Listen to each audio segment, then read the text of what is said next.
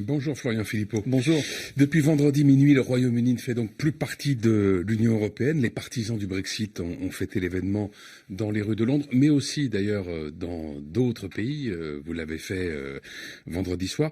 En voyant les images de Londres, qu'est-ce que vous vous êtes dit? Vous les avez enviées? Oui. Je me suis dit, j'étais très heureux pour eux. Oui. C'était d'ailleurs assez impressionnant de voir le décalage entre cette liesse populaire dans les rues britanniques, à Londres en particulier, et les mines affligées en France sur les plateaux de télévision ou dans les couloirs des ministères. On devrait se réjouir puisque c'est un peuple qui fait le choix de la liberté, qui fait le choix de la démocratie et qui respecte sa propre démocratie, puisque tout cela est effectivement venu d'un référendum qui avait eu lieu en juin 2016. Moi, j'espère maintenant que la réalité britannique, qui montre qu'on peut sortir de l'Union européenne, contrairement à ce qu'on nous a seriné pendant des décennies et des décennies, et qu'en plus, probablement, ça va très bien se passer pour eux, va faire évoluer les consciences en France et dans les autres pays. Mais vous êtes convaincu aujourd'hui que le Royaume-Uni va bénéficier de la sortie de l'Union européenne et ne pas en pâtir? J'en suis absolument persuadé. D'abord, c'est un gain financier immédiat pour eux, de plusieurs milliards d'euros par an, puisqu'ils étaient, comme la France, contributeurs nets au budget européen. Ils donnaient plus qu'ils n'en recevaient, comme la France. Et puis, vous savez, moi je crois vraiment que quand un pays retrouve des marges de manœuvre, une souveraineté, une liberté pour agir, eh bien il peut agir mieux pour ses intérêts et pour les intérêts de son peuple, pour protéger son peuple, pour dynamiser son économie, pour attirer des investisseurs, pour avoir une politique commerciale, industrielle, migratoire, écologique qui soit conforme au bien commun et à son intérêt. Et ce qu'on ne peut plus faire en France et plus généralement dans l'Union européenne, puisque nous sommes contraints de toutes parts par des règles qui sont contraires à nos intérêts. Vous êtes avec François Asselineau de l'UPR, l'Union patriotique républicaine, avec qui d'ailleurs vous étiez vendredi soir pour fêter la sortie du Royaume-Uni. Vous êtes l'un des deux seuls responsables politiques français à défendre donc le Frexit, la sortie de la France de l'Union européenne. Finalement, la sortie du Royaume-Uni a un intérêt pour vous, c'est que ça va être comme une espèce de laboratoire. Si ça se passe bien, vous pourrez dire, vous voyez qu'on doit le faire. Mais si ça se passe pas bien, voire mal, est-ce qu'à ce moment-là, vous vous inclinerez, vous direz, en effet, c'est peut-être pas une bonne idée? Vous savez, ça fait déjà 3 ans qu'on nous explique que ça doit mal se passer. Je rappelle que la Banque d'Angleterre avait dit qu'il y aurait une récession au Royaume-Uni dès 2016. Bon, elle n'a pas eu lieu. Je ne vous rappellerai pas, mais il y en a des dizaines. J'ai envie d'écrire une espèce d'ailleurs de bêtisier du Brexit, comme Jean-Pierre Chevènement avait écrit un bêtisier de Maastricht, en reprenant toutes les déclarations apocalyptiques et fausses liées au Brexit. On nous avait annoncé que les financiers de la City allaient s'enfuir de Londres et d'ailleurs arriver à Paris. Ils ne sont pas arrivés et que les entreprises allaient partir, etc. Ça n'a pas été le cas. Le Royaume-Uni se porte mieux que nous et le FMI a même annoncé la semaine dernière que la croissance dans les années qui viennent serait supérieure à celle de la zone euro. Voilà la réalité. Donc je n'ai aucune crainte, je vais vous dire. Moi je suis un pragmatique. Mais je suis absolument persuadé que les peuples, qu'il y a une loi, si vous voulez, un peu une loi des peuples et une loi de l'histoire qui veut que la liberté finit toujours par l'emporter. Il n'y a aucun totalitarisme, aucune idéologie, aucun empire qui ne finisse, même après un certain temps et un temps certain, par s'effondrer sous les coups de butoir des peuples qui veulent absolument retrouver leur liberté et leur indépendance. Donc je pense effectivement que les Français vont voir ce qui se passe. Et que ça va être une force d'entraînement. Bien sûr, parce que jusqu'ici, ce qu'on disait était un peu théorique. Un peu théorique. Moi, je parle du Frexit. Vous avez cité Monsieur Asselineau. C'est vrai qu'il n'y a pas beaucoup de courage en dehors de nous deux. Je suis désolé, mais dans d'autres forces qui se disent souverainistes, qui ont abandonné cette idée de la sortie de la France de l'Union européenne pour des raisons sondagières et électoralistes. Il n'y a pas beaucoup de courage. Nous, on a tenu bon sur nos convictions. Moi, avec les Patriotes, j'ai tenu bon sur mes convictions. Et je pense qu'aujourd'hui, les Français vont se rendre compte qu'on avait raison. On pourra peut-être vous objecter à ce moment-là que le Royaume-Uni n'avait pas l'euro, donc que c'était moins compliqué, qu'il n'était pas dans Schengen non plus, donc que ça serait beaucoup plus difficile pour nous. Ça, je sais que c'est la nouvelle génération d'arguments qu'on va nous sortir quand on verra que ça se passe très bien au Royaume-Uni.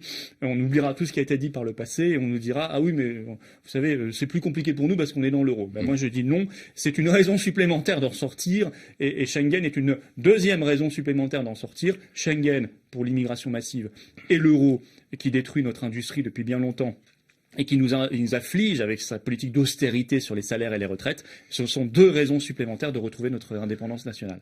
Est-ce que la façon dont ça va se passer, la suite pour le Royaume-Uni, va quand même dépendre en grande partie ou non, selon vous, de ce qu'il adviendra des négociations qui vont commencer maintenant avec l'Union européenne sur les futures relations commerciales ? Je pense que les Britanniques sont de bons négociateurs. Ils sont réputés pour cela. Ils savent faire du commerce par ailleurs. Et de toute façon, nous, la France, nous n'avons absolument aucun intérêt à ce que ça se passe mal, puisque le Royaume-Uni, c'est aujourd'hui un de nos seuls et rares excédents commerciaux. On n'en a pas beaucoup. On est en déficit généralisé depuis qu'on est dans l'euro. Pas au Royaume-Uni. Voilà, donc on n'a pas intérêt à ce que le commerce se dégrade entre 2 nations. Les premiers perdants de cela seraient les Français et l'économie française. Donc moi, j'ai pas d'inquiétude là-dessus. Vous savez, la Suisse, elle négocie elle-même ses accords commerciaux. Pourtant, la Suisse est beaucoup plus petite que le Royaume-Uni et ça se passe très bien pour elle. Et il y a beaucoup d'autres exemples dans le monde. Une attaque au couteau, une attaque islamiste, s'est produite hier à Londres. Il y en avait déjà eu une au mois de novembre. Cette nouvelle affaire, selon vous, souligne-t-elle le besoin de coopération entre Européens ou le besoin de souveraineté ? Besoin de souveraineté parce que vous ne pouvez pas agir, par exemple, si vous ne maîtrisez pas, je crois, contre le terrorisme islamiste. On agit plus facilement, par exemple, quand on maîtrise ses frontières nationales. Ça n'est pas la panacée, mais on agit plus efficacement quand on a un filtre au niveau des frontières. On agit plus efficacement quand on n'a pas une politique d'austérité qui vous oblige à dégrader vos forces de sécurité ou de renseignement, comme ça a été le cas en France pendant des années. Mais coopération, bien sûr. Moi, vous savez, je ne confonds pas l'engagement supranational, type Union européenne, type CEDH, Cour européenne des droits de l'homme, type Euro, etc., type OTAN également, commandement militaire intégré de l'OTAN, avec la coopération internationale. J'y suis très favorable entre Européens, mais pas seulement. En matière de terrorisme islamiste, il faut évidemment coopérer aussi avec les États-Unis, avec la Russie, avec les pays du Moyen-Orient, les pays africains, parce que le terrorisme aujourd'hui il est mondial, il n'est pas simplement européen. Un mot de l'affaire Mila, Florian Philippot, cette adolescente qui a reçu un torrent d'insultes et de menaces de mort après avoir très violemment critiqué l'islam. Ségolène Royal, qui était interrogée sur la question hier, a estimé, je la cite, que critiquer une religion, ça n'empêche pas d'avoir du respect, de l'éducation, de la connaissance, de l'intelligence par rapport à ce que l'on dit. Je refuse, ajoute-t-elle, d'ériger une adolescente qui manque de respect en parangon de la liberté d'expression. Qu'est-ce que vous inspire cette prise de position ? Oui, j'ai entendu Madame Royal et elle a ajouté, donc non, je ne suis pas Mila. Ouais. Oui, parce que il y a 2 hashtags, je suis Mila, voilà. ou je ne suis pas Mila. Sur derrière le hashtag je ne suis pas Mila, il y a quand même des choses pas très sympathiques de la part de la propagande islamiste. Ça manque de courage tout ça. C'est même terriblement lâche et inquiétant. Madame Royal, on peut y ajouter Monsieur Roussel, qui quelques jours plus tôt à la télévision... Le secrétaire général du Parti communiste. Tout à fait, qui a eu des propos lui aussi tout à fait confus, il bégayait. On voit bien que les grands principes républicains s'effondrent dès qu'il s'agit d'aborder ce sujet-là pour des raisons bassement électoralistes, malheureusement. C'est-à-dire qu'on a une clientèle qu'on ne veut pas électorale, qu'on ne veut pas froisser, et donc, hop, on jette par-dessus bord ces principes républicains, la laïcité et l'égalité homme-femme et tout le reste. Mila, d'abord, elle a été agressée. Elle a été agressée, elle a répondu.